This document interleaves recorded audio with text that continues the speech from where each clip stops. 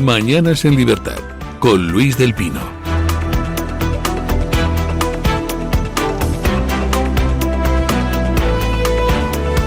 8:04 de la mañana, 7:04 en las Islas Canarias.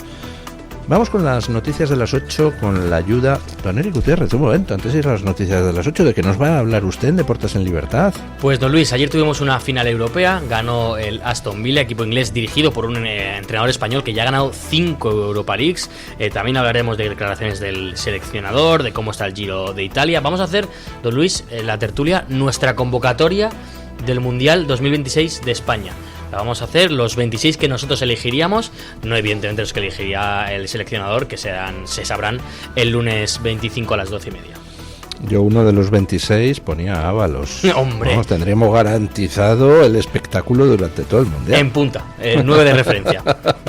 Bueno, vamos con las noticias de las 8. La Audiencia Nacional aprecia indicios sólidos para investigar a las hijas del expresidente José Luis Rodríguez Zapatero por presuntos delitos de blanqueo de capitales y falsedad documental. Según fuentes de la investigación consultadas por Voz Populi, el juez José Luis Calama considera que existen elementos suficientes para valorar su imputación en el marco de la causa que dirige. En relación con el delito de blanqueo, el Código Penal contempla penas de entre 6 meses y 6 años de prisión para quienes oculten o encubran bienes procedentes de actividades ilícitas. Por su parte, la falsedad documental está castigada con penas de entre 6 meses y 3 años para quienes elaboren o utilicen documentos falsos con el objetivo de simular operaciones económicas o justificar movimientos financieros inexistentes. Fuentes próximas al procedimiento señalan que el magistrado tomará una decisión sobre una eventual imputación después de la declaración de Zapatero como investigado prevista para el próximo 2 de junio. Ese mismo día el juez podría celebrar además una vistilla para estudiar las medidas cautelares solicitadas por las asociaciones personadas en la causa, entre ellas la retirada del pasaporte y la obligación de comparecer periódicamente ante el juzgado para evitar una posible salida del país. Lo comentábamos ayer, lo de la imputación de Zapatero está extraordinariamente bien fundamentado en el auto. Vamos, a lo mejor no todo lo que en el auto se le atribuye a Zapatero es cierto, o no todo lo que se le atribuye se puede terminar demostrando, pero muchas de las cosas están muy bien cimentaditas, con transferencias, cuentas, conversaciones, en fin, que de las imputaciones que se le hacen a Zapatero, pues muchas de ellas no se va a poder librar. Bueno, en este país siempre puede intervenir Cándido Conde Pumpido para que se libre, o empezar a retrasar la cosa para que dentro de 14 años, como ha pasado con los Puyol, pues alguien diga que el pobre Zapatero no puede asistir a juicio porque está medio gaga. Pero si las cosas fueran normalmente, Zapatero no se libra de una condena seria. Pero ayer lo comentábamos, lo que el auto del juez deja claro es que posiblemente vengan... Bueno, lo que deja claro son cosas de las que se desprende que posiblemente vengan pronto otras imputaciones, porque el papel de las hijas de Zapatero pues no es menor ni despreciable. Fueron instrumentales en la canalización de pagos de la trama, con lo cual, pues si mañana resulta que el juez emite otro auto imputándolas, pues a mí no me extrañaría nada, y creo que no se extrañaría a nadie. ¿Qué se dice en alguna noticia, por lo que he visto hoy? Pues que esa imputación pues posiblemente se produzca, pero en cualquier caso se producirá después de que comparezca el 2 de junio Zapatero ante el juez y se produzca un primer interrogatorio. Supongo que de lo que Zapatero diga pues se desprenderá la necesidad o no de imputar a las hijas de Zapatero. Como también es interesante la otra derivada que comentábamos ayer. Para que exista un delito de tráfico de influencias, tiene que haber alguien que intenta conseguir que un funcionario público haga algo ilegal o inadecuado. Ya con que lo intente ya está cometiendo un delito. Pero si se consigue ese algo ilegal o inadecuado, entonces es forzoso que haya al otro lado de la decisión otra persona imputada, que es el funcionario que ha tomado una decisión que es ilegal o inmoral o inadecuada a solicitud del tío que le estaba pidiendo que la tomara. ¿En qué se concreta eso? Pues en que imagino que habrá que analizar, cuando la causa progrese un poco, quiénes fueron los que tomaron la decisión de rescatar la aerolínea. Porque creo que fue un tal Pedro Sánchez en el Consejo de Ministros. Consejo de Ministros, que es un órgano colegiado. Por tanto, todos los componentes son corresponsables con Sánchez de las decisiones que se toman. De verdad que si viera desfilar por el banquillo a todos los que en ese momento formaban el Consejo de Ministros de Sánchez, pues oiga, disfrutaría como un niño. Vamos a ver qué pasa, porque el caso acaba de explotar y me imagino que vendrán después pues más imputaciones. Bueno, una noticia que, como ayer y antes de ayer fue tan intensa, pues una noticia que está pasando un poco desapercibida, que trae María Jamardo en el debate y que yo creo que no debe pasar desapercibida porque es muy importante. Le han pegado un varapalo a los fiscales afines al gobierno enorme en las elecciones al Consejo Fiscal. Escuchen. La Asociación de Fiscales, mayoritaria en la carrera fiscal y crítica con la actual fiscal general del Estado, Teresa Peramato, ha revalidado su hegemonía en el Consejo Fiscal al obtener 6 de los 9 vocales electivos. Tras conocerse los resultados, la presidenta de la AF, Cristina Dexeus, destacó que los fiscales han hablado en las urnas y reclamó una fiscalía fuerte, imparcial y alejada de las luchas partidistas, en referencia a la gestión de los últimos fiscales generales. La Unión Progresista de Fiscales, a la que pertenecieron Peramato y su predecesor Álvaro García Ortiz, logró 2 vocales, mientras que la Asociación Profesional e Independiente de Fiscales obtuvo solo 1. Al final, pues estamos asistiendo a un espectáculo bochornoso por el cual una asociación absolutamente minoritaria en la carrera fiscal, como es la Unión Progresista de Fiscales, ha tomado el control de todos los grandes órganos. El fiscal delincuente García Ortiz, su sucesora Peramato, aplican a rajatabla lo de colocar a los afines, lo cual, por cierto, me llama mucho la atención porque yo esperaría que hubiera una cierta objetividad en los procesos de colocación de fiscales, pero veo que la justicia no pone obstáculos, así que supongo que a lo mejor estoy equivocado y no tiene por qué existir una cierta objetividad. Pero aunque han metido a todos los fiscales amigos en los distintos puestos y aunque les premian con ascensos, pues hombre, los fiscales de a pie no los han podido controlar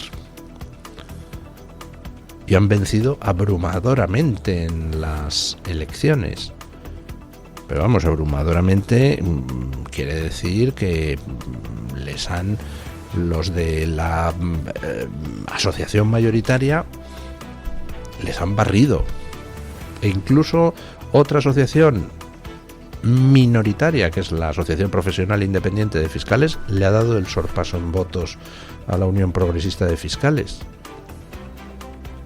Lo cual quiere decir que dentro de la carrera fiscal, pues hombre, la mayoría de la gente es gente honrada.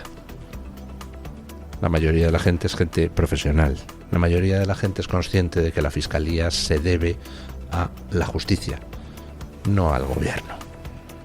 La mayoría de los fiscales de pie, pues son gente que trata de hacer su trabajo con objetividad y no meros lamebotas del poder político de turno. Bueno, ¿qué es prioridad nacional? Y tú me lo preguntas, prioridad nacional eres tú.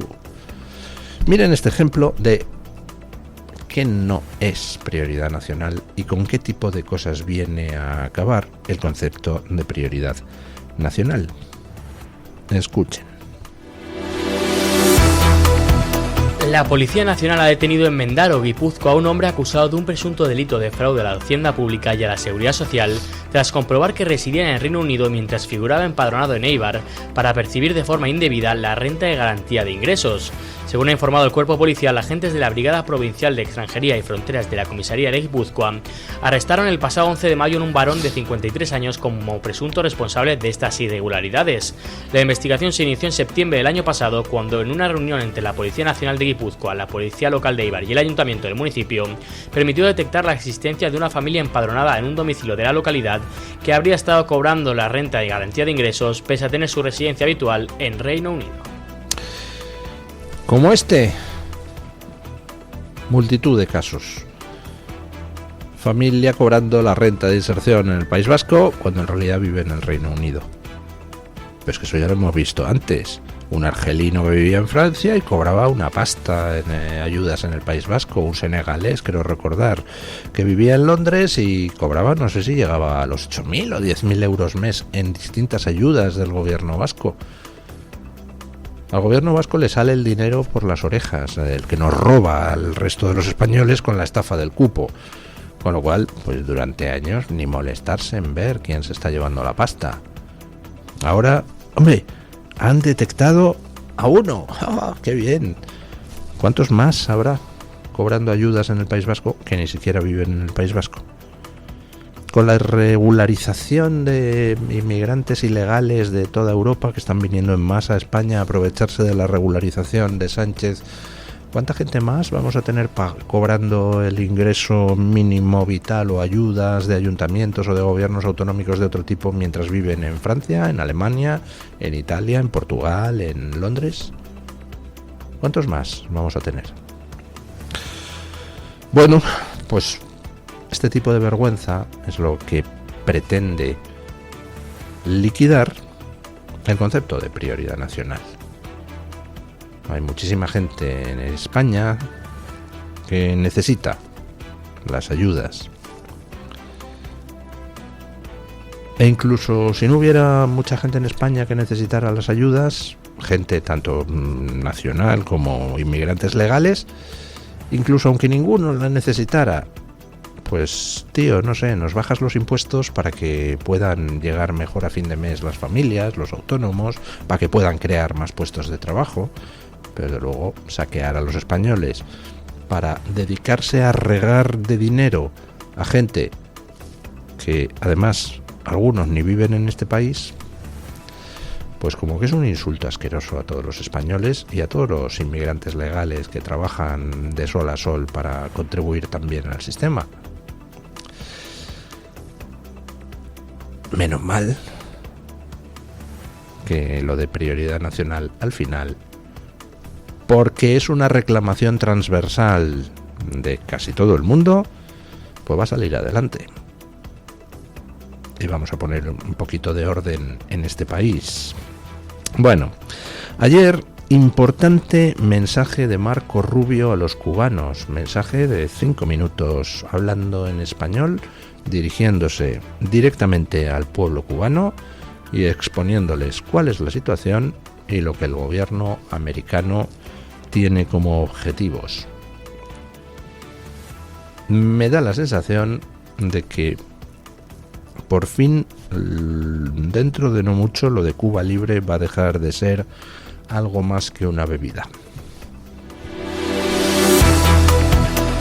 El secretario de Estado de Estados Unidos, Marco Rubio, ha lanzado un mensaje en el que ha cargado duramente contra el gobierno de Cuba y ha ofrecido a su población una nueva relación entre Washington y La Habana, bajo la condición de que el país caribeño introduzca cambios radicales en su economía y lleve a cabo elecciones libres con distintos partidos. La razón por la que se ven obligados a sobrevivir 22 horas al día sin electricidad no se debe a un bloqueo petrolero por parte de Estados Unidos. Como ustedes saben mejor que nadie, llevan años sufriendo de apagones. La verdadera razón por la que no tienen electricidad, combustible ni alimentos es porque quienes controlan su país han saqueado miles de millones de dólares, pero nada ha sido utilizado para ayudar al pueblo. El presidente Trump ofrece una nueva relación entre Estados Unidos y Cuba, pero tiene que ser directamente con ustedes, el pueblo cubano, no con Gaesa. Primero estamos ofreciendo $100 millones en alimentos y medicinas para ustedes, el pueblo, pero tiene que ser distribuido directamente al pueblo cubano por la Iglesia Católica o otros grupos caritativos de confianza. Por otro lado, el expresidente cubano Raúl Castro ha sido imputado en Estados Unidos. La decisión se produce en un contexto de endurecimiento de la política estadounidense hacia Cuba impulsada por el presidente Donald Trump.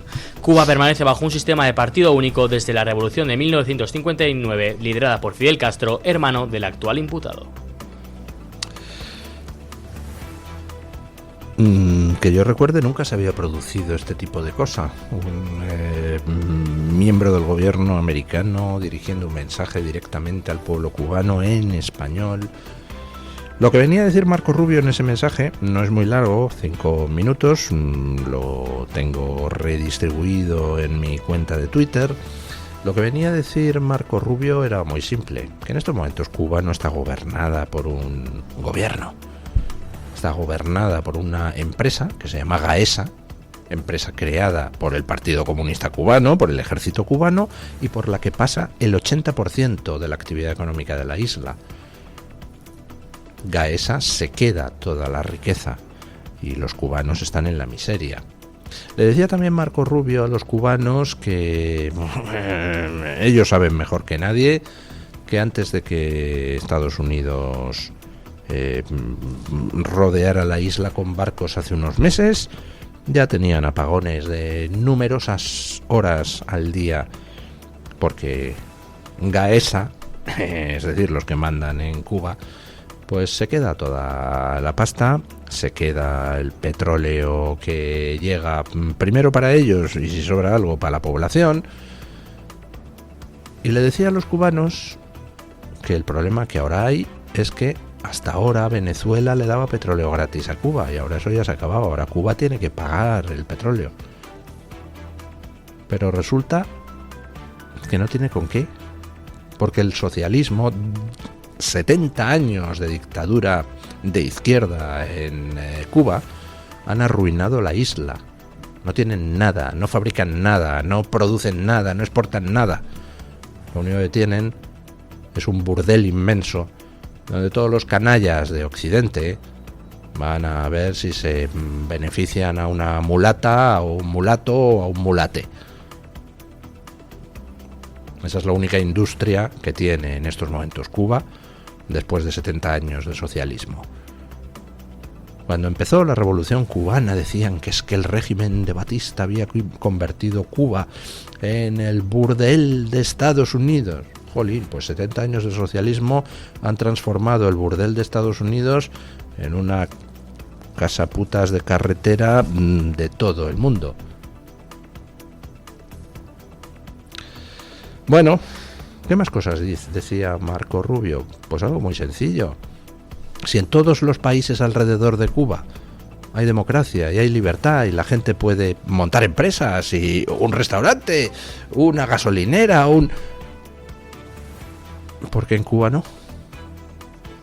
Y que Estados Unidos está dispuesto a ayudar y que tiene ahí 100 millones ya preparados para ayuda al pueblo cubano, pero que por supuesto esos 100 millones ni de palo los va a articular los va a vehicular a través del gobierno cubano, es decir, del Partido Comunista Cubano, es decir, de esa empresa Gaesa que controla la economía de la isla en beneficio del ejército y el Partido Comunista de Cuba. Que esos 100 millones están ahí, pero que si entran en Cuba tendrá que ser o a través de la Iglesia Católica o a través de alguna otra ONG que cuente con la confianza del gobierno americano. Y pues bueno, les lanzó el mensaje a los cubanos de que tienen derecho a vivir en libertad y en democracia. Lo cual, traducido a términos Trump, quiere decir que lo mismo vemos cambios pronto, sobre todo porque ayer también se acusó a Raúl Castro, ya formalmente ante los tribunales de Estados Unidos, de asesinato. Si veo desfilar por los tribunales a todo el gobierno de Sánchez, y a la cúpula del Partido Comunista Cubano por los tribunales americanos. Puf.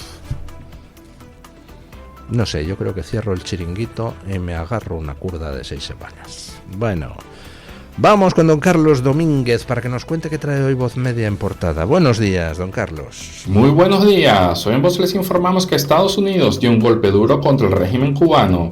Un juez de Miami acusó formalmente al exdictador Raúl Castro por asesinato y conspiración para matar a estadounidenses por el derribo de 2 avionetas de Hermanos al Rescate en 1996, donde murieron 4 personas. El fiscal general advirtió que irá a prisión si no se presenta voluntariamente. En otras noticias, en la lucha contra el narco, el Departamento del Tesoro impuso fuertes sanciones al cartel de Sinaloa, designando a varias redes involucradas en el tráfico de fentanilo y lavado de dinero con criptomonedas. No permitiremos que los narcoterroristas envenenen nuestro país, declaró el secretario del Tesoro Scott Bessent. Para finalizar, este martes se celebraron primarias clave en Texas, Georgia y Kentucky. Donald Trump celebró grandes victorias. Su candidato derrotó al congresista Thomas Massie en Kentucky y al menos 25 candidatos respaldados por él avanzaron. Ya saben, amigos, que para ampliar estas informaciones y conocer otras noticias, pueden seguirnos a través de nuestra página web voz.us y nuestras redes sociales. Muchísimas gracias, don Carlos. Ahora nos vamos con la información del tiempo con Daniel Ortega.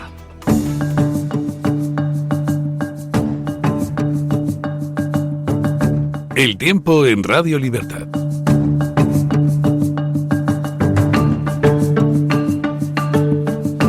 Después de varios días de subida progresiva, el calor gana hoy todavía más protagonismo y deja un ambiente ya plenamente veraniego en buena parte de España. El anticiclón mantiene además la estabilidad en prácticamente todo el país, con cielos despejados o con algunas nubes altas. Solo a primeras horas aparece algo más de nubosidad en el Cantábrico, Galicia, Baleares y zonas del delta del Ebro.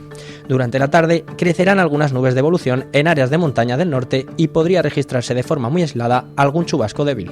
Pero sin duda la noticia meteorológica del día vuelve a estar en los termómetros. Las máximas ya superan los 30 grados en amplias zonas del sur y del Valle del Ebro e incluso podrían alcanzarse de forma puntual los 35 grados en los valles del Guadalquivir y del Guadiana.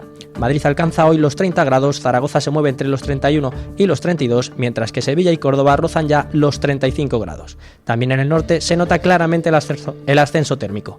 Bilbao se acerca a los 28 grados, Barcelona por su parte ronda los 25. En Baleares, Palma llega hasta los 27 grados y en Canarias las máximas se sitúan entre los 24 y los 28 grados.